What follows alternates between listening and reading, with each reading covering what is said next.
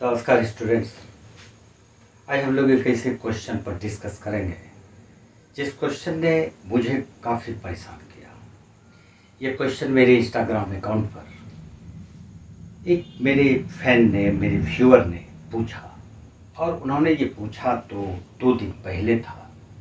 मैंने उनसे वादा किया था कि संडे को ये यूट्यूब पर इसका सॉल्यूशन मैं डाल दूँगा, और आज सुबह उठ के उस क्वेश्चन को बनाने लगा, लेकिन काफ़ी परेशानी में फील किया। कई बार कंस्ट्रक्शन करके देखा, और उसके बाद इस क्वेश्चन को सॉल्व करने में मेरे एक स्टूडेंट हैं जो कि इसी साल 10 पास किया है, वो अनुभव, और उसने भी काफ़ी मदद किया मुझे। और जिन्होंने भी क्वेश्चन ये पूछा है, मैं उनका भी धन्यवाद देना चाहता हूँ, क्योंकि उनकी वजह से ये क्वेश्चन और भी कई बच्चे सीखेंगे। ये क्वेश्चन है CAD, कोई भी एक ट्रायंगल है इस प्रकार से कि इसमें एक पॉइंट B है, AD बेस पर एक पॉइंट B है, इस प्रकार कि AC और AB ये दोनों इक्वल है। एक बात तो ये ध्यान में रखो कि AC और AB दोनों इक्वल है। इस प्रकार से ABC एक आइसोसेलेस ट्रायंगल हो गया। क्लियर? अब आगे कंडीशन है AD equal to BC। AD और BC यहाँ पर बराबर दिया हुआ है, और ये बहुत ही इंपॉर्टेंट पॉइंट है।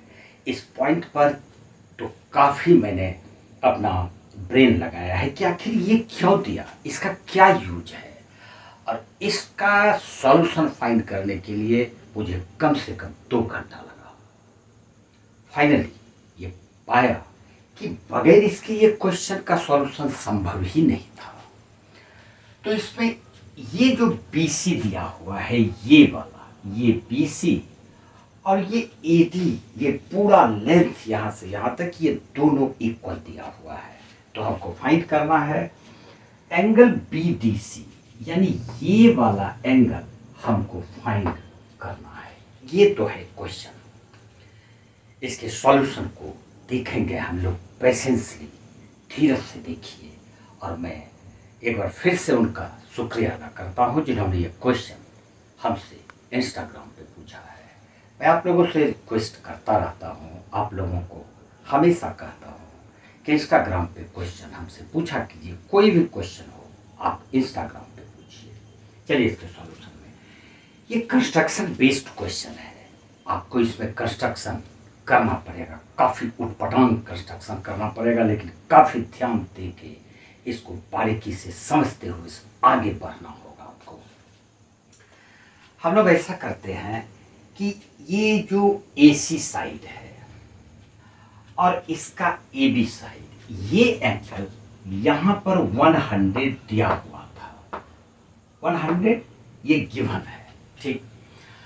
अब हम लोग एक ऐसा ट्रायंगल कंस्ट्रक्ट करते हैं जिसका कि ये वाला ही ट्रायंगल को हम लोग कंस्ट्रक्ट करेंगे, ये वाला, यानी ABC ट्रायंगल ही कंस्ट्रक्ट करेंगे। बल्कि कंस्ट्रक्ट क्या करेंगे, उसको रोटेट कर देंगे। सिर्फ रोटेट करेंगे तो ये जो BC है, BC और AD इक्वल है, तो BC AD पर आ जाएगा।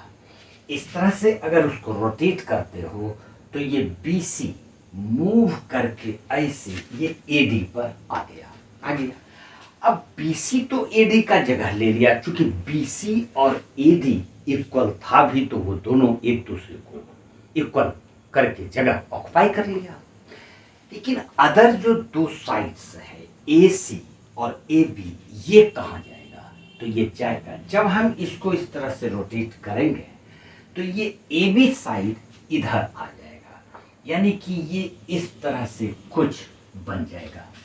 और ये AC, इसको रोटेट करने के बाद ये नीचे वाला AB साइड यहाँ आया, और ये AC साइड इधर आ गया, यानी कि ये आपका AC बन जाएगा, ये AC हो जाएगा। ध्यान में यही यहाँ पर समझना है, ये बहुत ही इंपॉर्टेंट पॉइंट है इस क्वेश्चन का। अब AB और AC, ये दोनों साइड हमारा ये और ये साइड बन गया।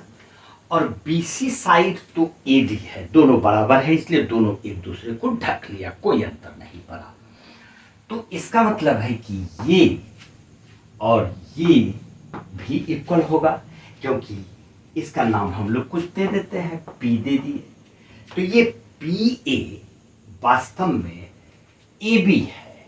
यहां पर जो PA हम लोग खींचे ये वास्तव में AB था, और ये जो PD है ये वास्तव में AC हो गया। तो ये AC यानी कि PD यह था AC। इस प्रकार से इसको दिमाग में बैठाओ। और BC AD बनता है। BC क्या बन गया? वो AD बन गया। ठीक, ये तो कंस्ट्रक्शन कर दिए। अब हम लोग C को P से ज्वाइन कर देते हैं।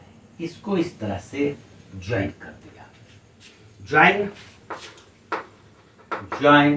C टू P, C और P को ज्वाइन कर देते हैं। इस प्रकार से जो ट्रायंगल बन रहा है, अब देखिए यहां पर क्या हो सकता है।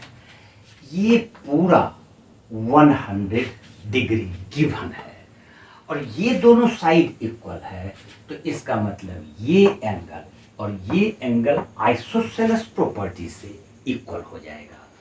यानी कि अगर इसको x और इसको x मानते हो तो x plus 100 degree is equal to 180 degree. तो इससे सॉल्व करोगे तो x इक्वल टू 40 डिग्री निकलता है। यानी ये एंगल 40 डिग्री हो गया। अब जब ये 40 हो गया तो ये साइड ये वाला और ये साइड ये वाला ये तो इक्वल है, क्योंकि ये AC है और ये वाला साइड यहाँ जो हम लोग मूव करे थे, इस तरह से जब मूव करेंगे तो ये AC यहाँ पर आ गया है, AC इक्वल टू PD, और ये AB AP के इक्वल हो गया। तो दोनों तो एक ही साइड है। तो इस प्रकार से ये दोनों साइड जब बराबर हो गया तो ये एंगल ये वाला और ये पूरा एंगल ये भी बराबर हो जाएगा आइसोसेलेस प्रॉपर्टी से।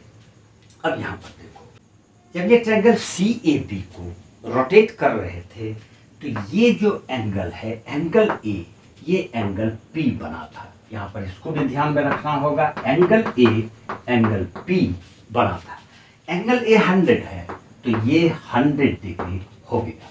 ठीक, अब जब ये 100 डिग्री हो गया, ये साइड यानी AP और PD इक्वल है, तो इतना सा एंगल और इतना सा एंगल 40-40 हो जाएगा, क्योंकि जो इधर 40-40 निकला वो उधर भी 40 ही होगा।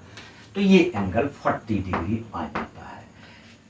जब ये एंगल यानी PAD 40 डिग्री है तो ये एंगल यानी PAC एंगल 60 डिग्री होगा, क्योंकि टोटल 100 डिग्री है।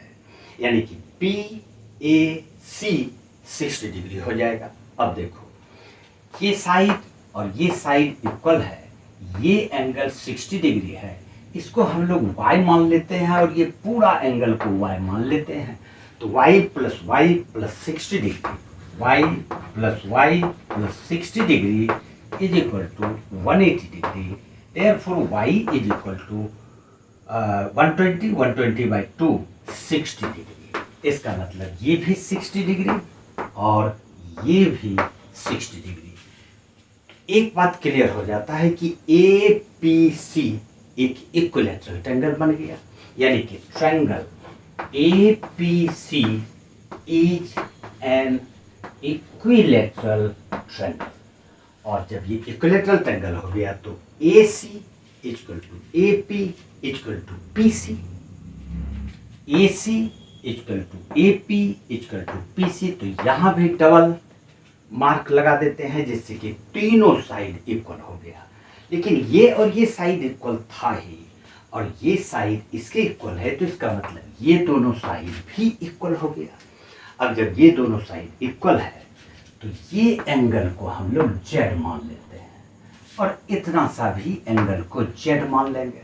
तो Z प्लस 160 हो जाएगा, क्योंकि ये 100 है इतना सा, और ये 60 अभी हम लोग फाइंड किए, तो z plus 60 degree equal to 180 degree, z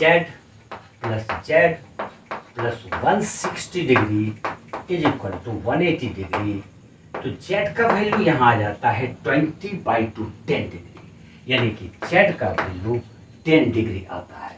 अब ये z 10 डिग्री है, ये हम लोग फाइंड कर लिए, ये 10 डिग्री है और ये 40 डिग्री है, तो ये पूरा भी 40 डिग्री ही था। और जब पूरा ये एंगल PDA 40 डिग्री है और ये एंगल PDC 10 डिग्री है, तो इसका मतलब ये एंगल यानी कि PDC 40 degree minus 10 degree is equal to 30 degree, यही इसका आंसर होगा। इसके बाद भी अगर ये क्वेश्चन का सॉल्यूशन समझ में नहीं आया हो तो एक कमेंट और लिखो, दूसरे तरीका से फिर समझा दूंगा। आज इतना सा है। जय हिंद।